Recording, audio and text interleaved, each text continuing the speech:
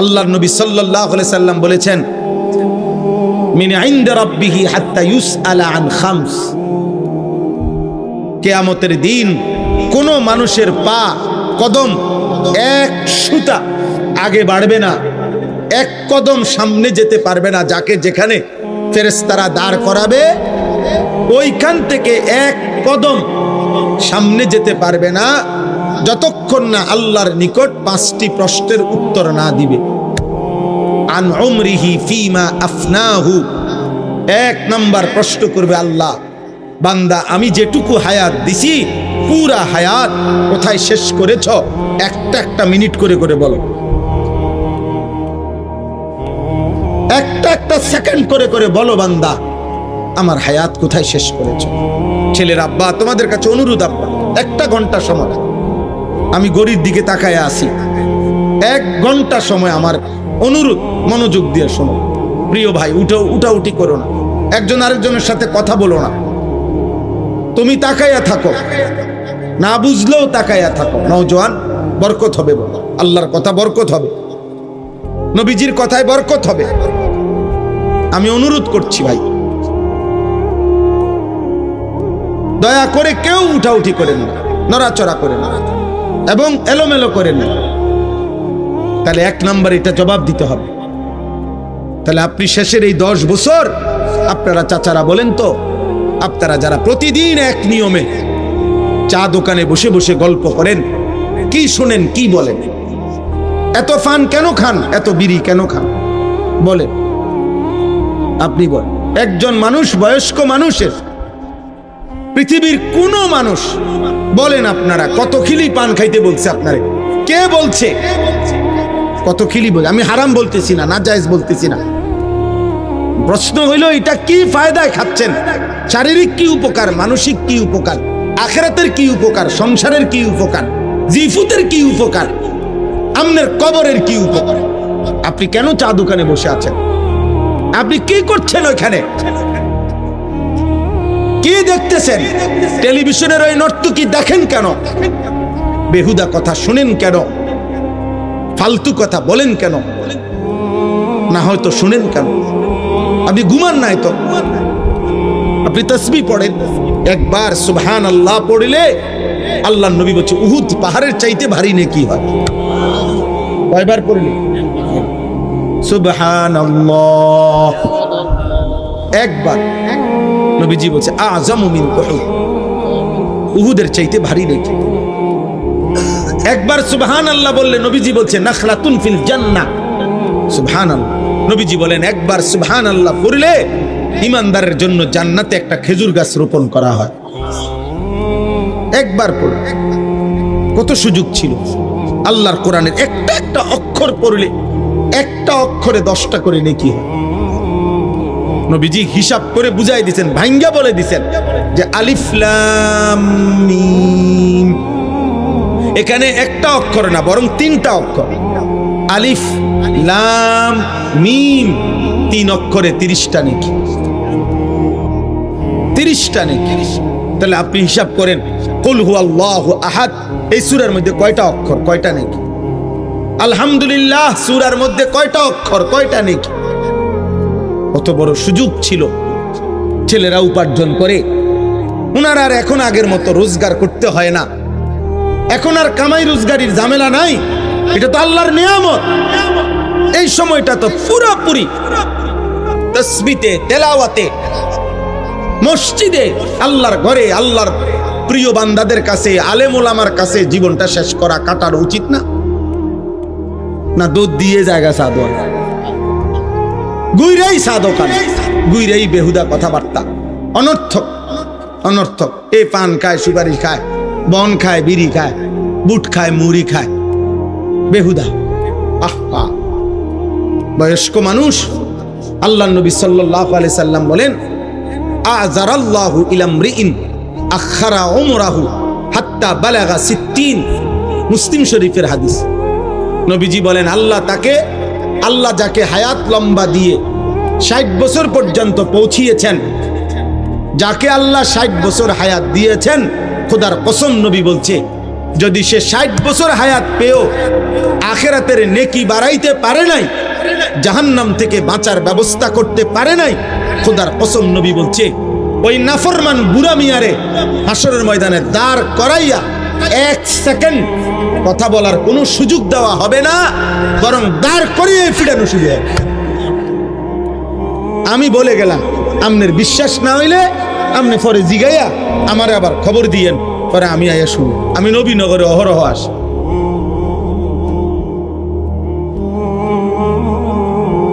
ষাট বছর হায়াত পেয়েও জান্নাতের পুঁজি নিতে পারল না। 60 বছর হায়াত পেয়েও কবরের সামান আখিরাতের নেকি বাড়াইতে পারলেন না। আর কত হায়াত দিত? 60 বছরে কতগুলো রাত গেছে, 60 বছরে কতগুলো দিন গেছে, 60 বছরে কতগুলো ঘন্টা গেছে, কতগুলো মিনিট গেছে। সুবহানাল্লাহ। আল্লাহ তাআলা আমাদেরকে বুঝার তৌফিক দান করুন। প্রিয় ছেলেরা, বাবা, এবার তোমরা শোনো, তোমরাও শোনো ভাই। তোমাদের জন্য মূল কথা এটা কিতাবের মধ্যে লিখছে যে ইয়া মা'শারাশ শাবাব, হাসান বসরি রাহমাতুল্লাহ আলাইহি বলেন, হে যুবক, প্রতিদিন তুমি লক্ষ্য রেখো, তুমি তাকাইয়া দেখো গাছ থেকে ফলের গাছে যে ফুলগুলো ফুটে, প্রথম যে ফুলগুলো বের হয় সবগুলো ফুল ফসল ফলে পরিণত হয় না। যতগুলো আমের ফুল বের হয় অতগুলো আম হয় না। 2 নম্বরে এরপরে যেগুলো আম হয় ততগুলো বড় হয় না। 3 নম্বরে যতগুলো বড় হয় ততগুলো পাকে না, বরং ঝরে যায় বেশি, থেকে যায় অল্প। অতএব হে যুবক, তোমার আশেপাশে 2 জন 4 জন বৃদ্ধ দেখে হযরত হাসান বসরি বলেন, তুমি ভেবো না তুমিও ওই পর্যন্ত পৌঁছবা, কারণ ঝরে যায় বেশি, থেকে যায় কম, থেকে যায় কম। এই জন্য সর্বযুগে পৃথিবীতে, যেই কোনো যুগে পৃথিবীতে মনে রাখবেন, যেই কোনো বাড়ি, পাড়া, মহল্লা, যেই কোনো ঘর, সংসার, ফ্যামিলি, যেখানে দেখেন কিশোর, যুবক, নওজোয়ান, এই বয়সী যে পরিমাণ, বয়স্ক, বৃদ্ধ তার চাইতে অনেক কম। এটা একটা স্বাভাবিক পৃথিবীর নীতি। আমগো এই বাড়ি, মনে করেন, আমি আমার একটা উদাহরণ দেখাই। আমার বাপ চাচারা 4 জন ছিল, আমার বাবা চাচা মিলা 4 ভাই ছিলেন ওনারা। তাহলে আমার বাপ চাচা 4 ভাইয়ের, ওনারা 4 জনের, আমার বাবা, আমার জ্যাঠা, আমার ছোট চাচা 2 জন। তাহলে ওনারা 4 জনের ছেলে মেয়ে। আমরাই, আমার আব্বার ঘরে আমরা আছি 8 জন ভাই বোন। তাহলে আমাদের 4 জনেরই, আমার আব্বার ভাইদের সবাই মিলে 4 জনেরই সন্তান যা, সবাই আলহামদুলিল্লাহ। একজন মাত্র আমার বড় জ্যাঠার একজন ছেলে শুধু মারা গেছে, আমার বড় একজন জ্যাঠ ভাই মারা গেছে এই পর্যন্ত, এই মধ্যে। আর বাকি 4 ঘরের ভাই বোন সবাই বাইচা আছে এখন আলহামদুলিল্লাহ। তাহলে আমরা বাপ চাচা 4 ফ্যামিলির ছেলে মেয়ে প্রত্যেকেই এখনো আছে, একজন বাদে। কিন্তু আমার বাপ চাচার মধ্যে শুধু আমার ছোট চাচা বাইচা আছে। তাহলে বয়স্ক আছে কয়জন? 1 জন। কিন্তু তাদের বংশধর আছে কমপক্ষে 30 জন। মানে এই যে হিসাব, তাহলে ছেলেরা যে বিবেকবান, দোস্ত সবাই একরকম বুঝমান না। নারী, ছবি, মোবাইল, বন্ধুদের আড্ডা, অসদৃশ্য, অশ্লীলতা, বেহায়াপনা, ইবলিসের আঁকড়াইয়া ধরা, আল্লাহকে সেজদা না দেওয়ার কারণে যার উপরে প্রতি মুহূর্তে আল্লাহর লানত পড়ে, এরকম অসংখ্য অভিশপ্ত মানুষের কলিজা বন্ধ হয়ে যায়। যার ফলে পাথর তার উপরে দিলেও, পাহাড় তার বুকের উপরে রাখলো, তার কলিজার নড়ে না। এটা আল্লাহর লানত।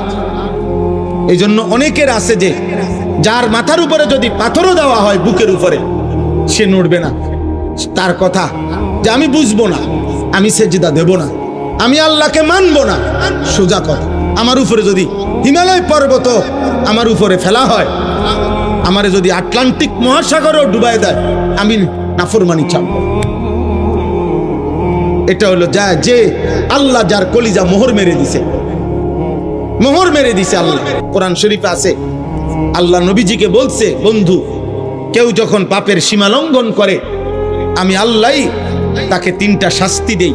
1 নাম্বার, আমি তার কান এবং তার অন্তর মোহর মেরে দেই, তার চোখের সামনে পর্দা ফেলে দেই।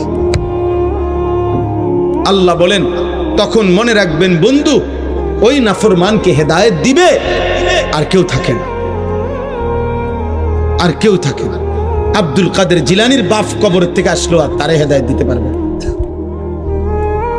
হেদায়েত দিতে পারবে। এজন্য লাগাতার গুনাহ এটা বহুত বড় বিপদের বিষয়। গুনাহ আমারও আছে, আপনারও আছে। গুনাহ 2 রকম। এক হলো ব্যক্তির গুনাহ হয়, হোঁচট খায়, কিন্তু আবার সে শুধরায় আনে, ভুল হয়েছে বুঝে আবার ঠিক করে নেয়, আবার সংশোধন করে নেয়। আরেকটা হলো লাগাতার গুনাহ, মিথ্যা বলে প্রতিদিন, ওজনে কম দেয় প্রতিদিন, সুদ খায় প্রতিদিন, কিস্তি নেয় নিয়মিত, ওজনে কম দেয় প্রতিদিন, ফজরের নামাজ পড়ে না একদিনও, গালি দেয় প্রতিদিন, খোদার 365 দিন একরকম পাপ।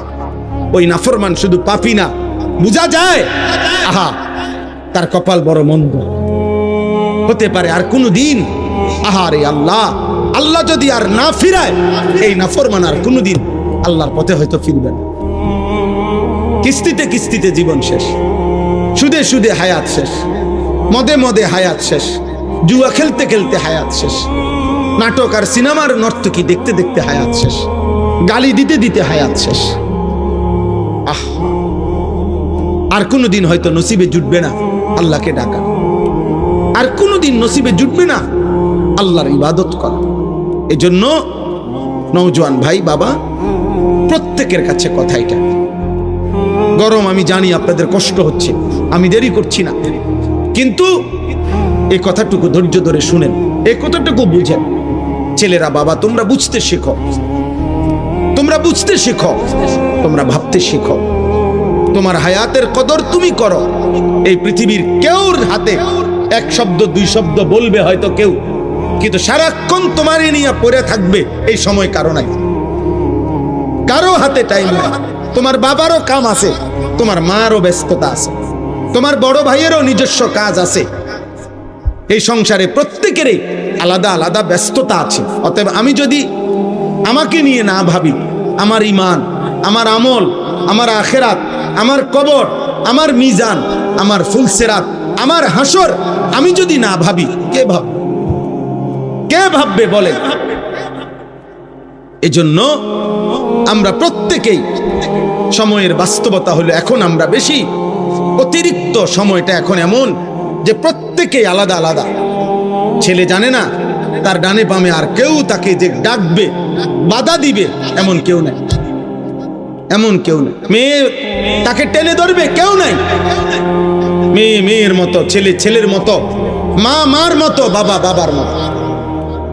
যার কারণে আমরা প্রত্যেকে একসাথে পরিবার হয়েও ভিন্ন ভিন্ন। এই কারণে তোমাদের এই হালাত। আজ থেকে 30 বছর আগে, 20 বছর আগে এমন চিত্র বাংলাদেশে ছিল না। এত বেশি সংখ্যক একটি মহল্লায় বেনামাজি আগে এত ছিল না। এত বেশি সংখ্যক আল্লাহর নাফরমান আগে এত ছিল না। একটি গ্রামে একজন মানুষ যদি থাকতো অসৎ, কোন নারী বেহায়া, কোন পুরুষ লম্পট, তো পুরা গ্রাম তাকে ধইরা দেখা গেছে 10 গ্রামের মানুষের সামনে বিচার কইরা প্রকাশ্যে, এরপর অনেকের মাথার চুল কাটটাও গ্রাম ছাড়া করে দিছে, তুই যে বাইর। আজ আজ মহল্লাকে মহল্লা আমরা প্রত্যেকটা পুরুষ বাবা জেনে শুনে, অভিভাবক ছেলেটার হাতে একটা একটা মোবাইল তুলে দিছে। সবাই জানে দিবা নিশি আমার সন্তান অশ্লীল ছবি দেখে, উলঙ্গ ছবি দেখে, রাতভর নর্তকীর ছবি দেখে। আহা, নারী ছবি, অশ্লীল দৃশ্য দেখতে দেখতে এক একটা ছেলে, এক একটা মানুষের আখলাক, চরিত্র, যৌন চাহিদা হয়ে গেছে কুত্তার মতো, কুত্তার মতো, কুত্তার শুয়োরের মতো পাগল হয়ে গেছে। যার কারণে গোটা দেশ অনিরাপদ। 8 বছরের কন্যা ধর্ষিতা, 4 বছরের কন্যা ধর্ষিতা, 8 বছরের মেয়ে, তার দেহ টুকরা টুকরা, দেহ টুকরা টুকরা। তোমাদের কাছে আমি একটা ছেলের কাছে বলি, আব্বা, আমি রাজনীতির মানুষ না, কিন্তু আমার একটা কথা, আমার এই বাংলাদেশে 92% মুসলমানের বাংলাদেশে, যেই বাংলাদেশে 3 লক্ষের চাইতে বেশি মসজিদ আছে, প্রতিদিন 5 ওয়াক্ত নামাজের আজান হয়, চারিদিকে এত দাড়ি টুপিওয়ালা মানুষ, এত মসজিদ, এত মাদ্রাসা, 30 লক্ষের মতো তালেবে ইলম যেই বাংলাদেশে মাদ্রাসায় পড়ালেখা করে, সেই পবিত্র ভূমিতে 8 বছরের বাচ্চা মেয়ে যদি ধর্ষিতা হয়, 8 বছরের মেয়ে যদি তার শরীর কল্লা যদি আলাদা করে ফেলে, কাইটা টুকরা করে ফেলে, আগামীর সমাজ বাঁচবে কিভাবে? এই সমাজে তো তোমাদের বোনও আছে, তোমাদের কন্যাও তো আছে, বলো না ভাই?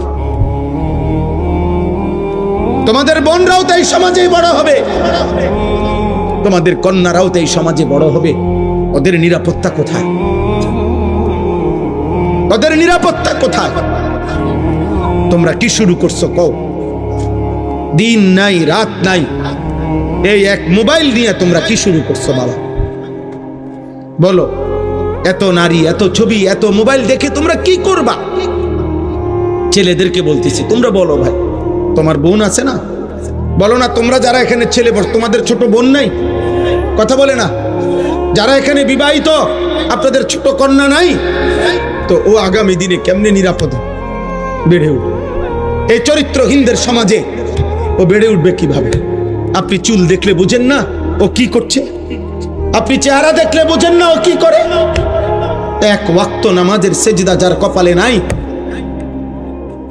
তো এই গাদ্দার যে একটা ওয়াক্ত নামাজ পড়ে না, এই নিকৃষ্ট নাফরমান তো আল্লাহকেই কিছু মনে করে না, ওই আপনারই কি মনে করবে?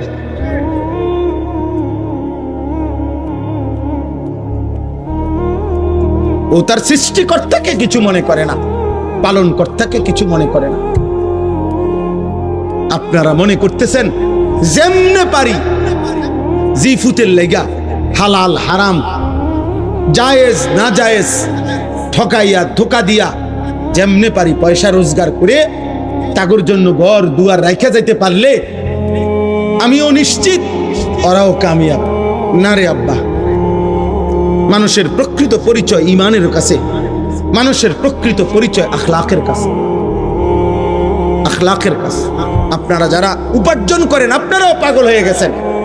আপনাদের টাকা দরকার শুধু, যার কারণে এটা সুদের হোক, এটা কিস্তির হোক, যেমনে হোক আমার টাকা লাগবে, আমার ফুদ বিদেশ পাঠাবো, আমি বাইক বিল্ডিং করব, আমি ঘরে ফার্নিচার কিনবো, আমি ঘরে টেলিভিশন কিনতে হবে, আমার টাকা দরকার।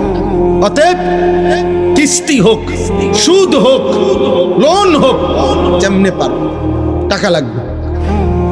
সুদের টাকা দিয়া, কিস্তির টাকা দিয়ে যে সংসার গড়লেন, এই সংসার মানুষ হবে? কথা বলেন না কেন?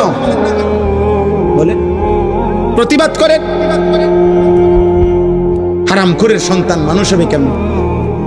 সুদখোরের সন্তান মানুষ হবে কেমনে? কিস্তিখোরের সন্তান মানুষ হবে কেমনে? উপার্জনকারী হইতে পারে, মানুষ হবে কিভাবে? আমার কথা শক্ত মনে হইতে পারে, কিন্তু আপনি ইনসাফ করেন। আপনার বিবেক বলে আপনার কবরের জন্য আপনি নিয়ে যাচ্ছেন কি? আমরা যারা মরতে যাব, কবরে যাব, আপনার 4টা ছেলে একটাও নামাজ পড়ে না, আপনি কি নিয়ে যাচ্ছেন কবরে? আপনার ছেলের বউ পর্দা করে না, আপনি কি নিয়ে কবরে যাচ্ছেন? আপনার ঘরে প্রতিদিন রঙিন টেলিভিশন চলে, আপনি কি নিয়ে কবরে যাচ্ছেন?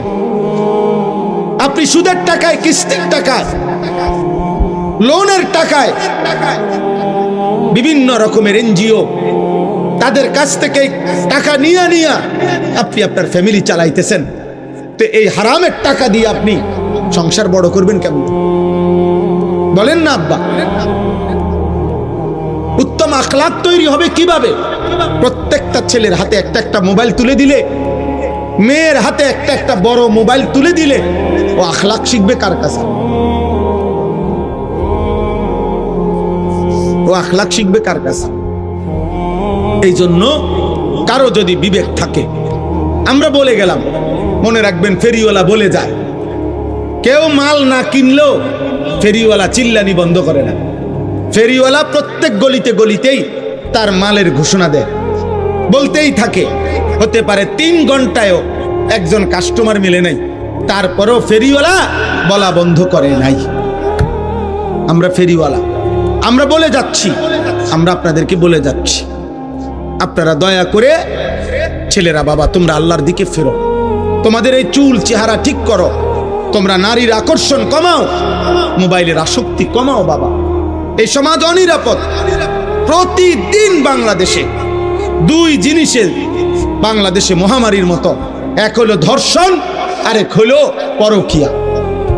মহিলার স্বামী আছে, মহিলা অন্য পুরুষ তালাশ করে, পুরুষের স্ত্রী আছে কিন্তু এই নাফরমান অন্য মহিলা তালাশ করে। আহা, এই সমাজ টিকবে কেমনে? ছেলে মেয়ের পরিচয় আসবে কোত্থেকে? হালাল হারামের পরিচয় আসবে কোত্থেকে? হ্যাঁ বলো বলো ভাই। আমি প্রত্যেক দিন চিল্লাই, তোমরা যারা এখন অবিবাহিত, আগামী 10 বছর পরে তোমরা বিয়ে করিলে তো তোমাদের যেই বিবি, তোমাদের জন্য যেই কন্যা আল্লাহ চাইতো বিবাহ করবে, তো সেও তো এই সমাজেই বড় হইতেছে।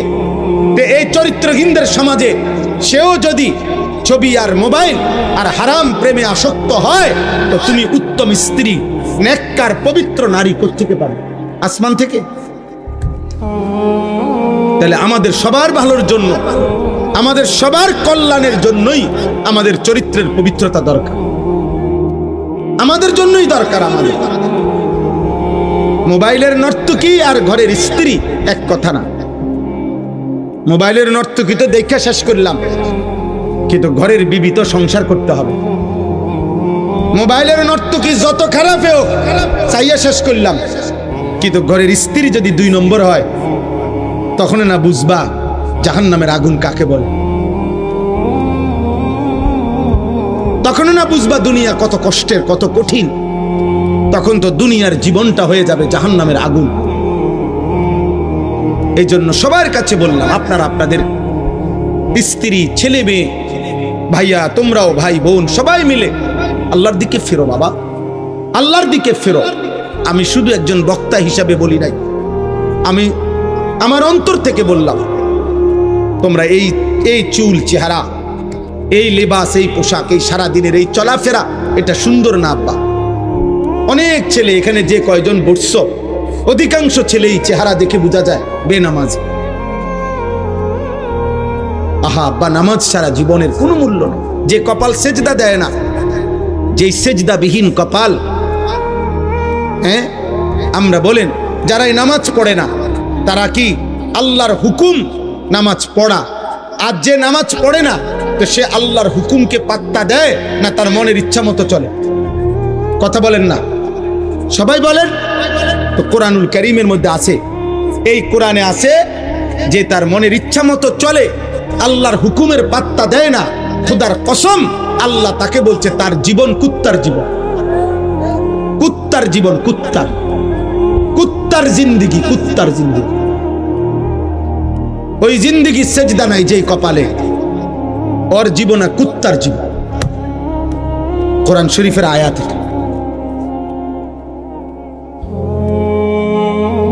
ফামাসালুহু কামাসালিল কালব, আল্লাহ বলছে তার জীবন, তার উদাহরণ কুকুরের মতো, কুকুরের জীবন। বলো ভাই, তাহলে এই পরিচয়ে খুশি? বেনামাজি ভাই বলো, এই পরিচয়ে খুশি তো তুমি? এই পরিচয়ে ভাল লাগছে তো? আল্লাহ যারে বলছে কুত্তার জীবন, পৃথিবীর অন্য মানুষে কি বলে তা দিয়ে আসবে কি যাবে? সৃষ্টিকর্তা বানানেওয়ালা কোম্পানি যেটা, ওনারা যদি, যারা বানায় কোম্পানি যদি বলে এটা 2 নম্বর, বাকি মানুষ এটা 1 নম্বর করলে কি লাভ? তো যিনি সৃষ্টিকর্তা তিনি বললেন তোর জীবন কুত্তার জীবন, তো অন্য কেউ তোমারে অন্য আরো অনেক কিছু করলে কি লাভ? বললে বুঝেন নাই কথা? আমাদের নবী সাল্লাল্লাহু আলাইহি সাল্লাম ইন্তেকালের পূর্বে শেষ কথা বলেছেন নামাজের কথা। উম্মত নামাজ। হযরত ওমর ইন্তেকালের পূর্বে শেষ কথা বলেছেন নামাজের কথা। হযরতে খুবাইব শাহাদাতের পূর্বে শেষ কথা বলেছেন নামাজের কথা। ইমামে হুসাইন শাহাদাতের পূর্বে শেষবারের মতো কারবালার প্রান্তরে সবার সামনে তিনি নামাজের সেজদা দিয়ে বলছিলেন, আমি আল্লাহকে সেজদা করছি, অতএব হে আমার বিরোধীরা, তোদের যার মঞ্চে আমারে হত্যা কর, খুন কর, আর অসুবিধা নাই, আমি সেজদা দিয়ে এসেছি, নামাজ আদায় করে ফেলছি। আমি সেজদা দিলে মুমিনের আর কোনো অতৃপ্তি থাকে না, অতৃপ্তি থাকে না। আমরা কিতাবে পড়ছি নামাজের সালাতের মূল অর্থ হইল আগুনে পুরাইয়া বাঁকা কাঠ সোজা করা। এই জন্য যে ব্যক্তি 5 ওয়াক্ত নামাজ পড়ে সে যেন প্রতিদিন নিজেকে আগুনে পুরাইয়া সোজা রাখে। এজন্য বুজুর্গানে দিন মুহাদ্দিসিনে কেরাম বলে 5 ওয়াক্ত নামাজে মনে হচ্ছে যে যেন নিজেকে আগুনে পোড়াইয়া সোজা রাখছে, তো দুনিয়াতে যে নিজের আগুনে পোড়াইছে নামাজের মাধ্যমে, তো আশা করা যায় আল্লাহ তাআলা তাকে দ্বিতীয়বার জাহান্নামের আগুনে পোড়াবে না। অপেক্ষা করো ছেলেরা, বেনামাজি নাফরমান, অপেক্ষা করো। ভাতে তো খাও, আমরাও ভাত খাই। রাইতে হইলে তুমি ঘুমতে যাও, আমরাও ঘুম যাই। আমাদেরও বিবি আছে, আমাদেরও 4টা সন্তান আছে, আমাদেরও বিল্ডিং আছে, আমাদেরও সোফা আছে, আমাদেরও ফ্রিজ আছে, আমাদেরও এসি আছে, আমাদেরও গাড়ি আছে। আমরাও বাজার সদাই চিনি, আমরাও চাল ডাল মাছ ভাত গোশতই খাই। অতএব দুনিয়া ইমানদার নাফরমান স্বাভাবিকভাবেই ভোগ করছে, কিন্তু আখেরাত, কবর, মৃত্যুর পর কথা বলেন কি হবে সেদিন বলেন? এজন্য হারাম উপার্জন বন্ধ করেন, সুদের টাকা বন্ধ করেন, কিস্তির টাকা বন্ধ করেন, অবৈধ উপার্জন বন্ধ করেন। নিজেদের মা বোনদেরকে বুঝান, অভাবে পড়ে গেলেও আল্লাহর কাছে বলেন, আল্লাহর কাছে বলে চোখের পানি ফেলেন।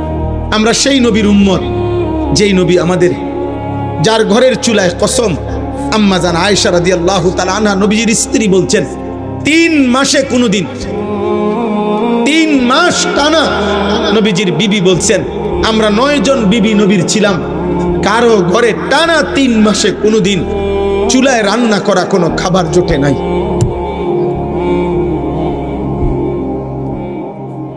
চুলায় রান্না করা কোনো খাবার জোটে নাই 3 মাস কোনোদিন। হযরত আয়েশার বনফুত বাগিনা জিজ্ঞেস করছে, আম্মা, খালাম্মা, তাহলে আপনারা কেমনে বাঁচলেন? তিনি বলছেন এই 3 মাসই টানা প্রতিদিন শুধু খেজুর আর পানি খাইয়া জিন্দেগি কাটাইছে। নবীজির সাথে, নবীজি সহ আমরা পেটে পাথর বাঁধা ক্ষুধার কষ্টে সেই নবীর উম্মত। আমরা হারামখোর না, আমরা হারামখোর হব কেন? আমরা সুদখোর হব কেন? আমরা কিস্তিখোর হব কেন? আমরা নাফরমান হব কেন? আমাদের নবী তো ক্ষুধার্তের উদাহরণ দেখায় গেছেন যে উম্মত প্রয়োজনে পেটে পাথর বাঁধবা, কিন্তু আল্লাহকে ছাড়বা না, আল্লাহকে ছাড়বা না। হযরত ওমর রাদিয়াল্লাহু তাআলা আনহু ওনাকে ছুরি দিয়ে ঘাই দিছিল ফজরের ওয়াক্তে। 10.5 বছর তিনি মুসলমানদের খলিফা ছিলেন। ছুরি দিয়ে ওনার নারী বুড়ি বের করে দিছিল। এই নারী বুড়ি দিয়া মুখ দিয়া খাবার ওষুধ দিলে এদিক দিয়া বাইর হইয়া যাইত। আল্লাহর কসম কিতাবে আছে, এই অবস্থায় চাপ দিয়া নারী বুড়ি ধইরা রাখাও 3 দিন তিনি বাইচা ছিলেন। এরপরেও ওই 3 দিন তিনি এই অবস্থাতেও 5 ওয়াক্ত নামাজ তিনি আদায় করেছেন। হযরত ওমর রাদিয়াল্লাহু তাআলা আনহু বলতেন, যার নামাজ নাই ইসলামের মধ্যে তার কোনো অংশ নাই। লা হাজ্জা ফিল ইসলাম লিমান লা সালাতা লাহু।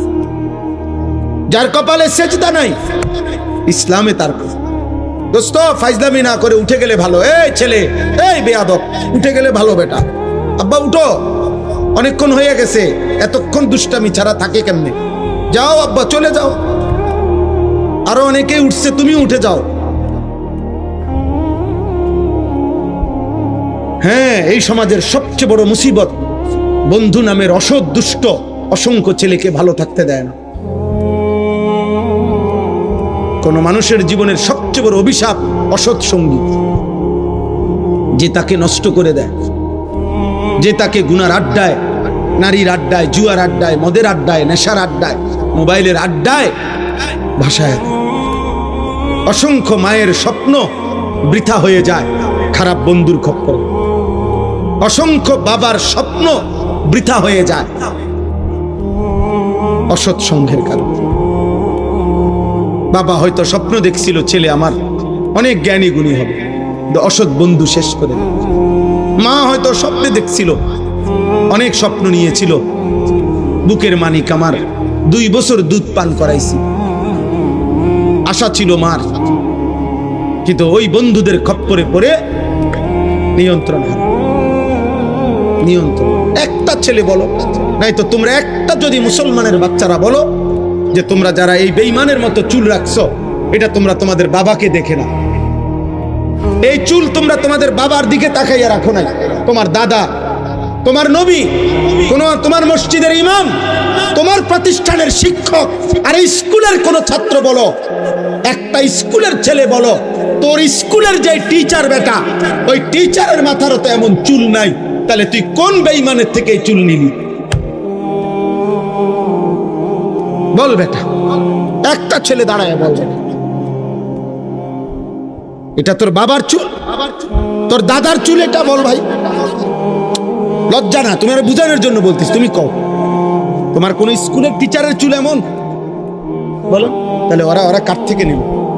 এই মোবাইলের কোন বেঈমান থেকে, সেলুনের কোন মুশরিকের ছবি থেকে, বন্ধুদের কোন অসৎ কোন বন্ধুর সঙ্গ থেকে। দোস্ত তোর মতো চুল রাখো, তোর বাপ কই? তো বাপ থেকে কি নিলা? তোমার মসজিদের ইমাম সাহেবের থেকে কি নিলা? তোমার স্কুলের, মাদ্রাসার, তোমার প্রতিষ্ঠানের শিক্ষকের থেকে তাহলে কি নিলা? বলেন। আপনারা চেষ্টা করেন, আপনারা ফেরান, আমরা একা সম্ভব না। মানুষের পরিবর্তন এটা তাবিজ না, এটা বড়ি না রে আব্বা। একটা বড়ি দিয়ে দিলাম, খাইলেই জোনায়েদ বাগদাদি। একটা ফু দিয়া দিলাম, ফু দিলেই আব্দুল কাদের জিলানি। না, আব্দুল কাদের নিজে কোনো ফু দিয়া হয়েছে না। আব্দুল কাদের জিলানি রহমতুল্লাহ আলাইহি, উনি এত বড় সাইয়্যিদুল আউলিয়া হয়েছেন ফু দিয়া না। উনারে আরেকজনে ফু দিছে, আর উনি কি মেহনত করে হয় নাই? আল্লাহরে ডাইকা হয় নাই? চোখের পানি ফেলে হয় না? আল্লাহ আমাদেরকে বুঝার তৌফিক দান করে। দয়া করে প্রত্যেকে কোরবানির সামনে নিজের জীবনের উপরে দয়া করে আমাদের এই সমাজটা সুন্দর করা দরকার। তোমরা ছেলেরা নামাজি হওয়া দরকার আব্বা। সমাজের চারিদিকে বিশৃঙ্খলা, সারা বাংলাদেশে আজকে প্রতিবাদ চলতেছে। এই 8 বছরের কন্যা বোন, ফুটফুটে চেহারার এক বোন, মুসলিম মেয়ে রামিসা, এই ছোট্ট বোনকে এক দুষ্ট, এক নিকৃষ্ট নাফরমান ধর্ষণ করে তার শরীরটা টুকরা করে ফেলছে। এই বিভৎস দৃশ্য আমাদেরকে দেখতে হয়েছে এই দেশে। আমরা কোথায়? আমাদের ইসলাম কোথায়? এত মসজিদ, এত মাদ্রাসা, এত আজান।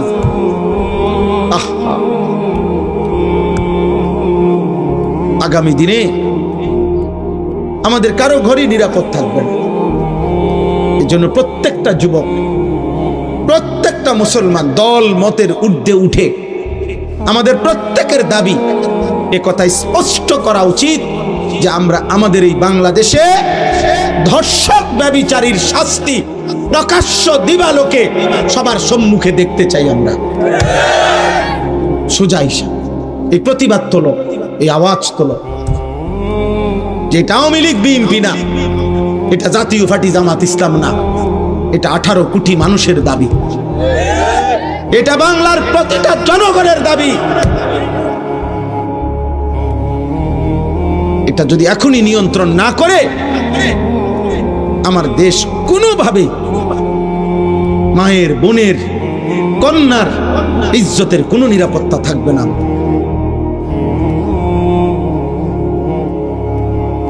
তোমরা চিন্তা করে দেখো তোমাদের সমাজ। আমি এবার একটা কথা বলি, আমি একবারও কিছু বলি নাই, শুধু আমি ইচ্ছা করে বোঝানোর জন্য যে ভাই দেখো যে এইখানে যে ছেলেগুলো এতক্ষণ ধরে দুষ্টমি করতেছে এরা মুসলমান, এদের নিশ্চিত মা বাবা আছে, এরা এই সমাজেই বড় হইছে, কিন্তু আল্লাহর কোরআন মাহফিল কোনো কিছুই এদের হৃদয়ে এক জাররা কোনো আসর করে। বুঝছুনি ভাই? না কিছু বলার দরকার নাই, কিন্তু তোমাদের বিবেক যে আমাদের সমাজের পতন, অধপতন কোথায় গেছে? কোনো মসজিদ, কোনো মাহফিল, কোনো মাদ্রাসা, কোনো আজান, কোনো কিছুই আমাদের এই নতুন জেনারেশনের হৃদয়ে দাগ কাটে না। তাহলে আমাদের ভবিষ্যৎ কি? এভাবে আগামী 10 বছর পরে আমরা কোথায় যাব? আমাদের 10 বছরের বাচ্চা যদি নিয়ন্ত্রণ হারা হয়, আমাদের 14 বছরের বাচ্চা, এত ছোট বাচ্চাও যদি আমাদের নিয়ন্ত্রণ হারা হয়, যে আমাদের বাবা, চাচা, মুরব্বী কারো কথাই শুনে না, তাহলে আমাদের ভবিষ্যৎ কি? আল্লাহ আমাদেরকে বোঝার তৌফিক দান করেন, আল্লাহ আমাদেরকে সুস্থতার হায়াত দান করেন। আমি সবার কাছে অনুরোধ করলাম, আল্লাহকে ভালোবাসা দরকার। এই আয়াত, 2টা আয়াত শুধু পড়ছি, তর্জমা বলি তাইলে কথা শেষ। আল্লাহ তাআলা বলেন, একটু শোনেন শুধু এবার, ওয়াল বুদনা জাআলনাহা লাকুম। আল্লাহ বলেন কুরবানির জন্য যেই প্রাণীগুলো নির্ধারণ করা হয়েছে, এগুলো আমি আল্লাহ নির্ধারণ করেছি। যেই প্রাণীগুলো দিয়ে কোরবানি দেওয়া হয়, এগুলো দিয়ে কোরবানি দেওয়া যাবে, এই সিদ্ধান্ত, এই নির্ধারণ কে করেছেন? আল্লাহ। মিন শাআইরিল্লাহ। আল্লাহ বলেন যেই প্রাণীগুলো কোরবানির জন্য নির্ধারিত হয়, মানুষ যখন সিদ্ধান্ত নেয় এই গরুটা আমি কোরবানি করব, এই ছাগলটা আমি কোরবানি করব, আল্লাহ বলেন সাথে সাথে এটা আমি আল্লাহর নিদর্শন হয়ে যায়, আমার হয়ে যায়। কোরবানির প্রতিটা প্রাণী কার? আল্লাহ বলেন আমার, আমার, এটা আমার হয়ে যায়। এরপরে আল্লাহ বলেন লাকুম ফিহা খাইর। মনে রেখো বান্দা, কোরবানির মধ্যে তোমাদের জন্য রয়েছে শুধুই কল্যাণ। এখানে এক জাররা লস কিছুই না। খুশি খুশি কোরবানি করো, কোরবানির মধ্যে তোমাদের জন্য কল্যাণই কল্যাণ, কল্যাণই কল্যাণ, কল্যাণই। মানে লসের কিছু নাই, এটা পুরাটাই লাভের প্রজেক্ট। কোরবানির পুরা প্রজেক্টটাই কিসের প্রজেক্ট? লাভের, লাভের, লস নাই এখানে, লস। নবীজি সাল্লাল্লাহু আলাইহি সাল্লাম ওনার মেয়ে ফাতেমাকে বলছে, ফাতেমা, কোরবানির প্রাণীর 1 ফোঁটা রক্ত মাটিতে পড়তেই আল্লাহ তোমার পিছনের জিন্দেগীর সব গুনাহ মাফ করে দেবে। নবীজি বলছেন, হে আমার উম্মত, কোরবানির রক্ত জমিনে পড়তেই আল্লাহ তাআলার নিকট তা পৌঁছে এবং তোমার জন্য নির্ধারিত নেকি বরাদ্দ হয়ে যায়। নবীজি বলছেন, কোরবানির প্রাণীর শরীর, গোশত, শিং, চামড়া, এমনকি পায়ের যে খুর, ওইটা সহ পুরাটা কিয়ামতের দিন তোমাদের আমল হিসাবে মিজানের পাল্লায় নেকির জন্য তুলে দেওয়া হয়। সুবহানাল্লাহ। তাহলে লস কোথায়? লস আছে কোনো? আল্লাহ তাআলা নিজে বলছেন লাকুম ফিহা খাইর ফাযকুরুসমাল্লাহি আলাইহা সাওয়াফা। অতএব সারিবদ্ধভাবে একটার পর একটা যখন কুরবানির প্রাণী জবাই হবে, প্রত্যেকবার তোমরা আমি আল্লাহর নাম, আমার জিকির, আমার নাম উচ্চারণ করি। সুবহানাল্লাহ। মানে বারবার বলো বিসমিল্লাহ, আল্লাহু আকবার, আল্লাহু আকবার। আল্লাহ বলেন, বান্দা, তোমাদের একটার পর একটা প্রাণী জবাই হবে আর আমার নাম বলবা, আমি এতেই খুশি। আমি তোমাদের মুখে আমার নাম শুনবো। ফাইদা ওয়াজাবাত জুনুবুহা। অতঃপর কোরবানির কাজ যখন পূর্ণ শেষ হবে, আল্লাহ তাআলা বলেন পুরাটা গোশত আমি এক ফুটাও নেব না। ফাকুলু মিনহা, পুরা গোশতই তোমরা নিজেরাই নাও, তোমরাই খাও। ওয়া আতইমুল কানিআ ওয়াল মু'তার, আত্মীয় স্বজনকেও খাওয়াও, গরিব দুঃখীকেও খাও। কাযালিকা সাখখারনাহা লাকুম লাআল্লাকুম তাশকুরুন। আল্লাহ বলেন এই প্রাণীগুলো কুরবানির জন্য আমি তোমাদেরকে দিয়েছি। কেন? আবার খাইতে অনুমতি দিছি কেন? যেন তোমরা আমি আল্লাহর শুকর আদায় করতে পারো। কার শুকর? আল্লাহ। লান ইয়ানালাল্লাহা লুহুমুহা ওয়ালা দিমাউহা ওয়ালাকিন ইয়ানালুহুত তাকওয়া মিনকুম। আল্লাহ তাআলা বলেন তোমাদের কুরবানির গোশত, রক্ত কিছুই আমার কাছে পৌঁছে না, লাগে না আমার। আমি শুধু তাকওয়া চাই, গুনাহমুক্ত জীবন চাই। আমি তোমাদের গুনাহমুক্ত চাই, আমি তাকওয়া চাই, আমি দিলটা চাই, আমি অন্তরে আমার ভয় আছে কিনা, আমি আল্লাহর ভালোবাসা আছে কিনা, আমি শুধু এটাই দেখতে চাই। আমি দেখতে চাই তাকওয়া আছে কিনা, মানে গুনাহমুক্ত কিনা। এই জন্য হারামের টাকা দিয়ে কোরবানি হয় না, সুদের টাকা দিয়া কোরবানি হয় না, কিস্তির টাকা দিয়া কোরবানি হয় না, ঘুষের টাকা দিয়া কোরবানি হয় না, ওজনে কম দেওয়া উপার্জনের টাকা দিয়া, বাটপারি সিটারি 2 নম্বরই 6 নম্বরই করে উপার্জিত টাকায় কোরবানি দিলে পৃথিবীবাসী বাহাবা দিতে পারে, কিন্তু উপরের দিকে যাবে না, উপরের দিকে যাবে না। সবচেয়ে ভয়ঙ্কর কথা হলো কোন হারাম উপার্জনকারী হারামের টাকা দিয়ে যদি কোরবানিতে শরিক হয়, তাহলে বাকি শরিক কারো কোরবানি হবে না, কারো কোরবানি হবে না। হ্যাঁ হ্যাঁ, ওই জন্য আল্লাহ তাআলা বলছে আমি শুধু তাকওয়া চাই। এই জন্য আমি প্রায় বলি কোরবানির দিন গরু জবাই হয়, যখন পশু জবাই হয় সবাই তাকায় ওই গরুটার দিকে, আল্লাহ তাআলা তাকায় বান্দার দিলের দিকে। সবাই তাকায় জন্তুর দিকে, রব তাকায় বান্দার অন্তরের দিকে। অন্তরে আল্লাহর ভয় আছে কিনা, গুনাহমুক্ত কিনা। নাইলে আল্লাহ বলে তোমার গোশত তুমি খাও, আমি নিতাম, কিচ্ছুই নিতাম, যা কিছুই নেই, গোশত তুমি সারা বছরই খাও। এই জন্য দয়া করে আজকে কোরবানির এই সময়টা প্রত্যেকেই মহব্বতের সাথে হালাল রোজগার থেকে কোরবানি করার চেষ্টা করবেন। বলেন ইনশাআল্লাহ, বলেন ইনশাআল্লাহ। আল্লাহ তাআলা আজকের এই মুবারক মাহফিল আল্লাহ কবুল করে নেন। আপনাদের এই ফিকির, আপনাদের এই মেহনত আল্লাহ তাআলা কবুল করে নেন। আপনারা যাদের বিবি, আপনাদের স্ত্রী, কন্যা, ছেলে মেয়েদেরকে আল্লাহর দিকে ফেরাবার চেষ্টা করেন। আব্বা ফিকির করেন, চেষ্টা করেন। আবারও বলছি, আফসোসের বিষয়, আফসোস।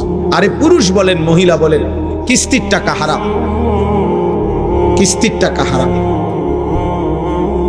সাফ কথা। আপনি রাগ হইলেও কিছু করার না, আপনি মানা করে দিয়েন যে এমন হুজুর আর আইন না, অসুবিধা নাই। আপনি বলে দিয়েন এমন মাহফিল আর করাইও না, অসুবিধা নাই। কিন্তু হারাম হারাম। এখন যে দুপুর, এটা তো আমরা সবাই জানি, ঠিক না? এখন যে দুপুর, এখন যে দুপুর নাকি কি এখন আমাদের সবার কাছে রাত কিনা এখন না, এই ঠিক সুদ কিস্তি সর্বসম্মতিক্রমে হারাম। রাইতেও হারাম, দিনও হারাম, বেড়ত নিলেও হারাম, বেড়িত নিলেও হারাম, অভাবে পড়লেও হারাম, অভাবে না পড়লেও হারাম, বিপদে পড়ে নিলেও হারাম, সুখে থেকে নিলেও হারাম। বলে তো আমি চলবো কিভাবে? এই পৃথিবীর কোটি কোটি মুসলমান এখনো এই হারাম ছাড়া বিপদের মুহূর্ত চলতেছে। ওরা যেমনে আপনিও, আপনার মালিক হারায় যায় নাই, আপনার আল্লাহ নাউজুবিল্লাহ হারায় নাই। আপনার আল্লাহ আছেন, তাকে চোখের পানি দিয়া, সেজদা দিয়া, রাত গভীরে একাকিতে কাঁদেন আর আল্লাহকে বলেন, আল্লাহ আমারে অভাবে ফেলিয়েন না, আমারে বিপদে ফেলিয়েন না, আপনি আমারে দেন মাওলা। আপনি দিলে বাধা দিবে কে? আপনি না দিলে দেবে কে? নবীজির সাহাবারা অভাবের মুহূর্তে, ঋণের মুহূর্তে নবীজির কাছে দোয়া চাইছেন, নবীজি দোয়া শিখাইছেন, আল্লাহুম্মা ইন্নী আউযু বিকা মিনাল হাম্মি ওয়াল হাযান ওয়া মিনাল আজজি ওয়াল কাসাল ওয়া মিনাল জুবনি ওয়াল বুখল ওয়া মিন গালাবাতিদ দাইনি ওয়া কাহরিল রিজাল। নবীজি দোয়া শিখাইছেন, আল্লাহুম্মা কফিনি বিহালালিকা আন হারামিক ওয়া আগনিনি বিফদলিকা আম্মান সিওয়াক। সাহাবী বলছেন, নবীজির এই দোয়া আমি পড়তে থাকলাম, অল্প সময়ের ভিতরে যে আমি অভাবী ছিলাম, পরের বছর আমি নিজেই আমার সম্পদের বরকত হয়েছে, আমি যাকাত আদায় করলাম, আমি নিজে মানুষকে দিলাম।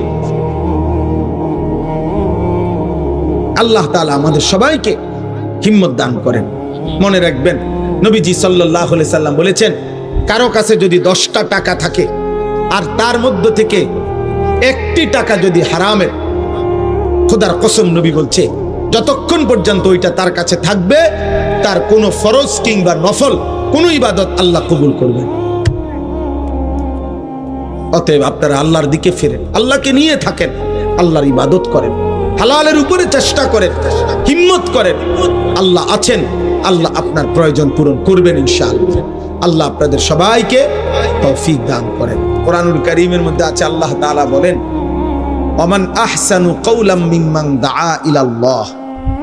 যে মানুষকে আল্লাহর দিকে ডাকে, তার চাইতে সর্বোত্তম সুন্দর কথা আর কার হতে পারে? অর্থাৎ তার চাইতে সুন্দর কথা আর কারণ। সবচেয়ে সুন্দর দামি কথা হচ্ছে ওই কথা যে কথা দ্বারা কেউ মানুষকে আল্লাহর দিকে ডাকে, আল্লাহর দিকে ডাকে। আল্লাহ তাআলা বলছে, তোমাদের পারস্পরিক যত কথাবার্তা আছে, সব কথার মধ্যেই, অধিকাংশ কথাতেই কোনো নেকি নাই, কল্যাণ নাই। কেবল 3টি কথার মধ্যে কল্যাণ আছে। আল্লাহ কোরআনে বলছে, লা খায়রা ফি কাসীরিম মিন নাজওয়াহুম ইল্লা মান আমারা বিসাদাকাতিন আও মা'রুফিন আও ইসলাহিম বাইনান নাস। আল্লাহ তাআলা বলেন, তোমাদের অধিকাংশ কথাবার্তার মধ্যে কোনোই কল্যাণ নেই, কেবল 3টি কথার মধ্যে কল্যাণ আছে।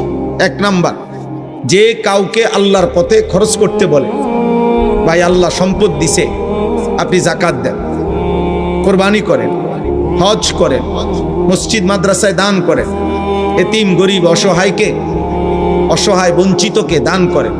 এই যে আল্লাহর পথে খরচ করতে যে বলে, কাউকে বুঝায় বলে, তার বলতে গিয়ে যত শব্দ সে বলছে তাকে, সবটার মধ্যে নেকি আছে। 2 নাম্বার, আও মা'রুফিন। আল্লাহ তাআলা বলেন, যে অন্যকে যেই কোনো নেক কাজের কথা বলে, ওযু, নামাজ, সূরা, কেরাত, হজ, কুরবানি, যাকাত। তাহলে 2 নম্বর কথা হলো, যে কাউকে নেক কাজের কথা বলে, মা'রুফ। যেই কোনো নেক কাজ, প্রতিটা ভালো কাজ, প্রতিটা নেক কাজ, ছোট হোক।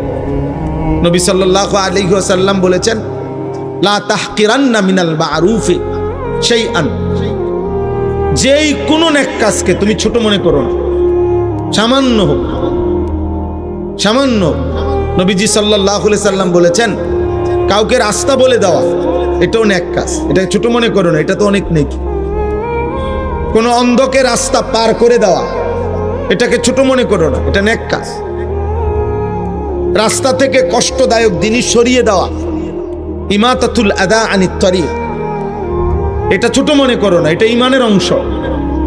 নবীজি বলছেন, এটা তোমার ঈমানের একটি অংশ, ঈমানের একটি শাখা। এটা এরকম আল্লাহ নবী সাল্লাল্লাহু আলাইহি সাল্লাম বলছে, আরেকজন ভাই, তুমি 1 বালতি পানি উঠাইছো, আরেকজন দুর্বল মানুষ আসছে, উনি খালি বালতি নিয়ে, তুমি যদি তোমার নিজের বালতির পানিটা তার বালতিতে দিয়ে দাও, এই জন্য যে উনি দুর্বল মানুষ, আমি তো আরেকটা নিতে পারবো উঠাইয়া। আল্লাহ নবী সাল্লাল্লাহু আলাইহি সাল্লাম বলছে, নিঃসন্দেহে এটা তোমার আমলনামায় সাদাকা, তোমার আমলনামায় নেকি। নবীজি সাল্লাল্লাহু আলাইহি সাল্লাম বলছে, তুমি যদি তোমার একটা ভাইয়ের সাথে হাসি মুখে সাক্ষাৎ করো, কথা বলো, শুধু হাসি দিয়ে হাসি মুখে তাকাইছো, ওয়ালাউ আন তালকা আখাকা বিওয়াজহিন তালকিন, হাসি মুখে তাকাইলা, মোলাকাত করলা, আল্লাহ নবী বলছে এটাও সাদাকা। তাইলে ছোট থেকে ছোট ভালো কাজকে ছোট মনে করতে নাই, এটাও আখিরাতে নেকি। আল্লাহ তাআলা বলেন, এর মধ্যেও খায়ের, কল্যাণ আছে, ছোট্ট কাজ হোক, 1 জাররা হোক।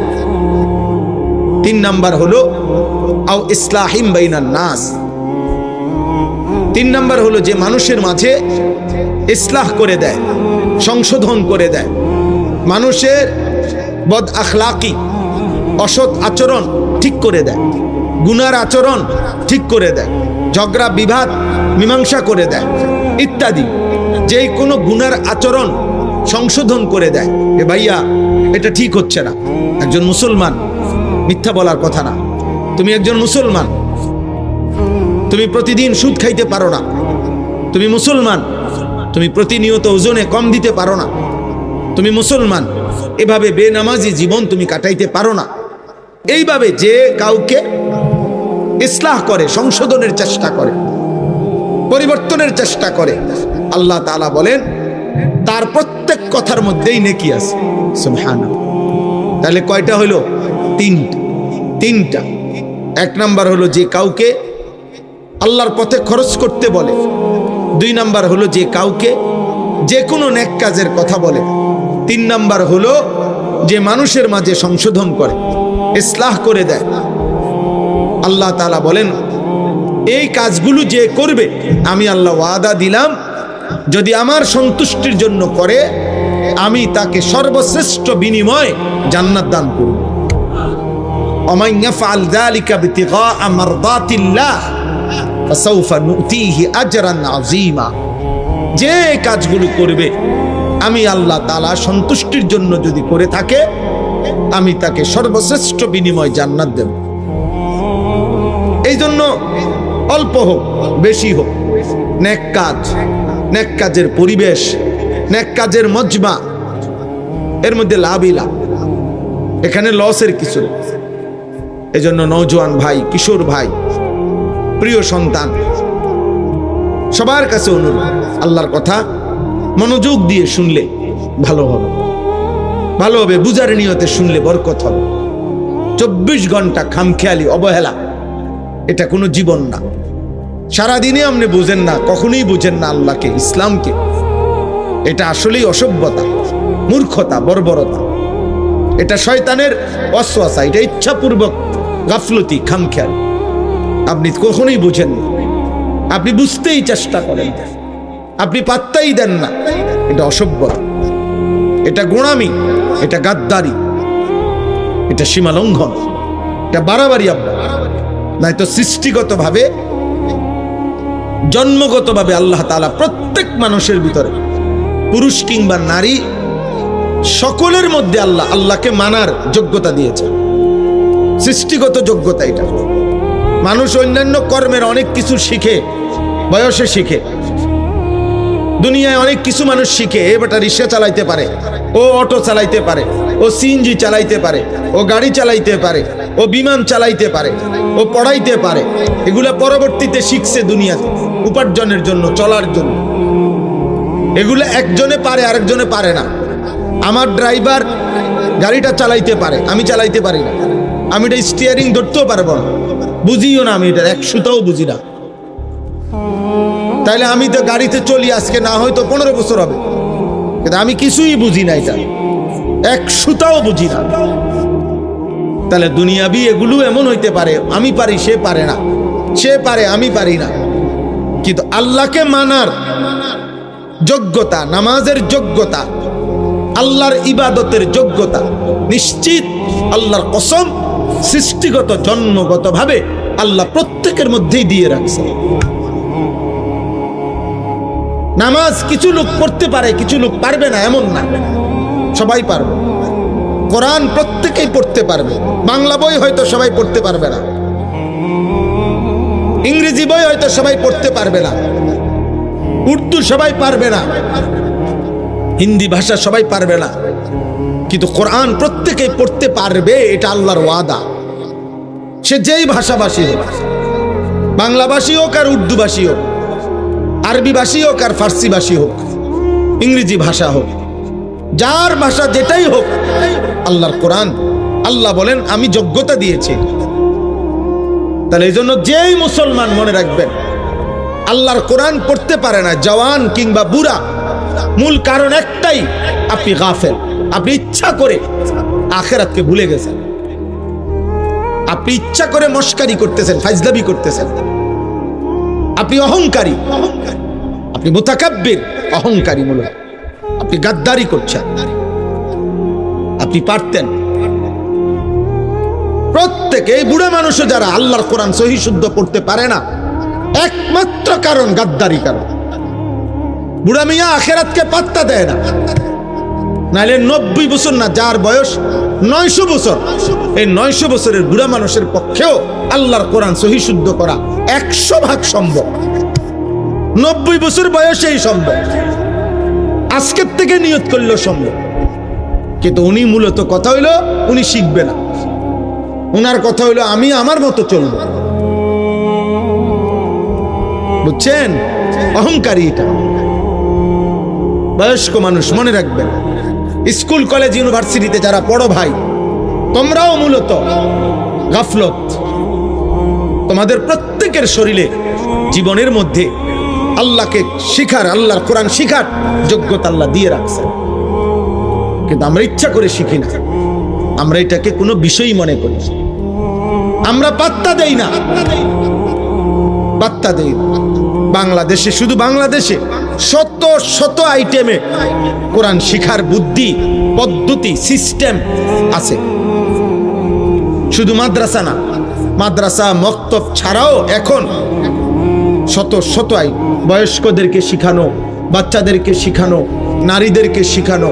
বুবা, আমি নিজ চোখে দেখছি, নিজ চোখে আমি পড়া নিছি। আপনার অন্ধ মানুষ, সে আল্লাহর কোরআন খুলে দিছে, তাদের একটা কোরআন শরীফ আছে, অন্ধদের জন্য আলাদা কোরআন শরীফ আছে। ওরে যেই কোনো পৃষ্ঠা খুলে দিলে এমনি হাত লাগায় আর সে তেলাওয়াত করে, বিশুদ্ধ তেলাওয়াত। আমি আমার নিজ চোখে দেখছি, নিজ কানে শুনেছি। আজকে মনে 4 বছর হয় আমাদের সাথে একজন হাফেজ সাহেব, বাংলাদেশের শ্রেষ্ঠ কারীদের অন্যতম হাফেজ মুআজ্জম হুসাইন উনার নাম, বা আন্তর্জাতিক কারি বাংলাদেশের। উনি অন্ধ, একদম অন্ধ, অন্ধ। আমাদের সাথে এতেকাফ করে আজকে 3-4 বছর ধরে আমার সাথে, আমার শায়েখ আল্লামা মুফতি মুশতাকুর নবী সাহেবের সাথে। ও কোরআন শরীফ পড়লে মনে হয় যেন আসমান থেকে নাজিল হইতেছে। আপনি মোবাইলে শুনে দেখেন, কলিজা ছিঁড়ে যাবে তার তেলাওয়াত। শতভাগ অন্ধ। সে কিভাবে আল্লাহর কোরআন শিখল? এবং আরব দেশের বড় বড় কারি যারা, ওনাদের লাহানে তেলাওয়াত করতে পারে একদম বিশুদ্ধ। আর বুড়া মিয়া হুদা জানে বন খাইতো, বুড়া মিয়া জানে শুধু গপ মারতো, বুড়া মিয়া জানে শুধু চা দোকানে বিড়ি খাইতো, রঙের কথা কয়। বুড়ো হইয়া গেছে তো, বুড়ো হইয়া গেছিলেন আপনার কি জোয়ান হইতেননি? আপনি এখন শিখেন, আপনি এখন শিখেন। 10টা বছর আপনার হায়াতে অবসর ছিল। শেষ বয়স 20 বছর মনে বেকার কাটাইছে, কোনো উপার্জনও করে নাই, সংসারে কামও করে না, শুধু চা দোকান আর ঘুম। উনি ইচ্ছা করলে পারতো না? কথা বলেন না কেন? আপনি একটা একটা শব্দ শিখেন, একটা একটা শব্দ শিখেন না ইমাম সাহেব থেকে। আলহামদুলিল্লাহ এটাই শিখেন আজকে। একটা শব্দ 3 দিন পড়ে। রব্বিল আলামিন, রব্বিল আলামিন, রব্বিল আলামিন, এই পড়া শেষ। এটাই 10 বার পড়ে যান না। কতক্ষণ দরকার? 10 মিনিট না, না দৌড়াইয়ে চা দোয়ানে যাবে, দৌড়াইয়ে টেলিভিশন। হ্যাঁ, মিথ্যা বললাম? নাহলে প্রতিবাদ করেন। এখানে অনেক মুরব্বী আছেন, সামনে দাঁড়াইয়া প্রতিবাদ করেন। আপনি পারবেন না? আমার লগে চলেন, ফ্রি পড়ামু। আমার সাথে আজকে চলেন গাড়িতে, আমার মাদ্রাসায় খাইবেন, ঘুমাইবেন, ফ্রি পড়াবো। আমার মাদ্রাসার উস্তাদ আছে, আমি পড়াবো, আপনারই শিখাবো। আপনি সময় দেন, সম্ভব, 100% সম্ভব। কিন্তু মূল কারণটা কি? ও আখিরাত লাগবে না। এই জোড়াতালি দিয়ে যে নিজের বুঝ মতো যা করে মনে করছে এটাই আখিরাত। না রে বাবা, আখিরাত অনেক লম্বা, হাসরের ময়দান অনেক লম্বা, হাসরের ময়দান 50,000 বছর। কোরআনের আয়াত 50,000 সানা। আল্লাহ তাআলা কোরআনে বলছে হাসরের ময়দান লম্বা হবে 50,000 বছর।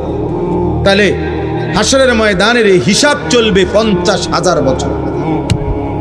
আপনি কি মনে করছেন 60 বছরের এক এক সেকেন্ড, 40 বছরের এক এক সেকেন্ডের হিসাব, লম্হা মুহূর্ত, পলক, চোখের একটা পলকের হিসাব আল্লাহর কাছে দিতে হবে, যত সময় লাগবে। লা তাজুলু কাদামা ইবনে আদম